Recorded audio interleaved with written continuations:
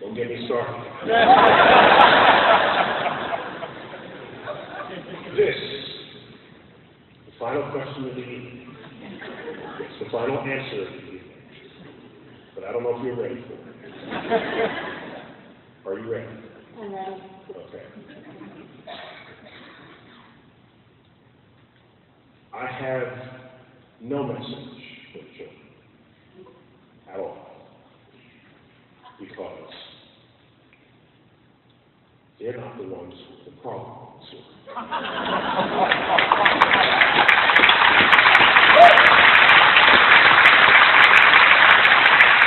The problem is not scientifically illiterate children, it's scientifically illiterate adults. In this nation, adults outnumber children 5-1. Adults are in charge. They wield resources. They're on school boards.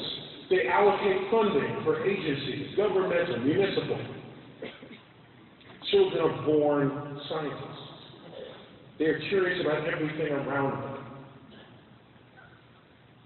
What happens? We spend the first year of their lives teaching them to walk and talk. And we spend the rest of their lives telling them to shut up and sit down.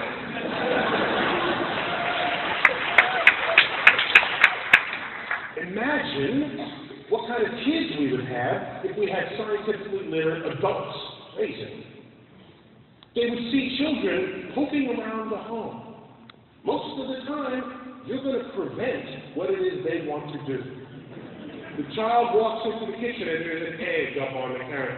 And they reach up and grab the egg. You say, no, don't touch the egg. Why not? I would ask. First, what does an egg cost? 25 cents? $3 a dozen? Divided by 2. About 25 cents. The child will grab the egg and will probably break it. Yes. But watch what happens. They have the egg, it's an interesting shape. Nothing else is egg-shaped but an egg. Actually, Earth is egg-shaped. We are wider at our equator than we are at our poles, and we're actually wider slightly below the equator than we are at the equator. So we're sort of pear-shaped. Egg-shaped. Okay, so what was I saying? So the child grabs the egg. They're going to play with it. It's an odd shape. They play with it and it will break. All right? In the hands of a 3-year-old, the egg will eventually break. So now it breaks. The child learns that something can be hard and fragile at the same time. That's a peculiar state of matter when you think about it. It's hard, but fragile. The egg breaks. Then yolk spills out. What is that? There's a yellow thing and there's white and gooey. They're going to play in the yolk. And they find out that they can break the yolk and then it runs out. That's kind of cool. And then you tell them, by the way, that in enough time will turn into a chicken.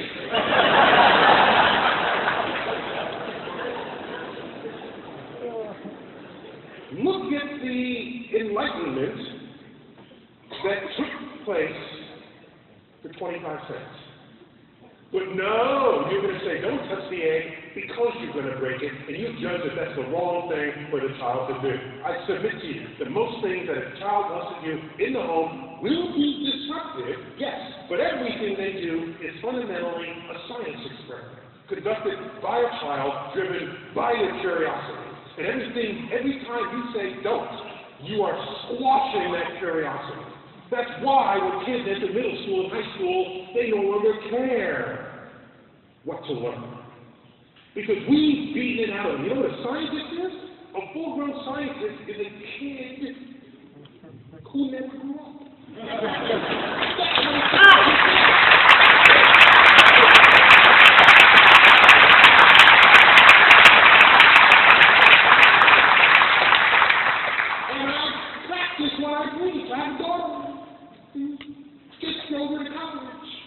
I thought I'd cheer up. I didn't cheer up.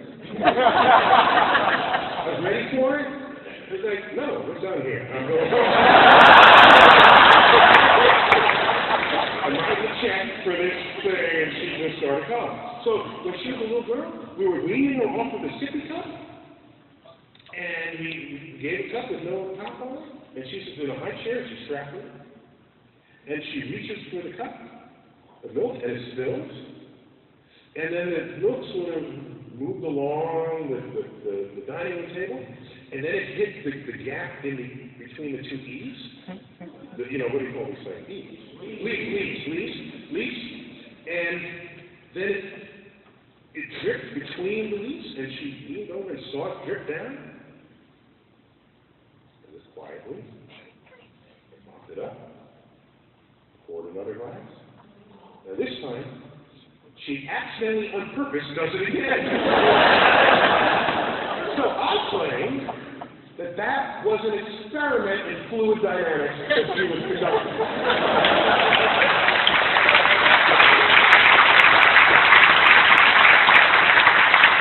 So,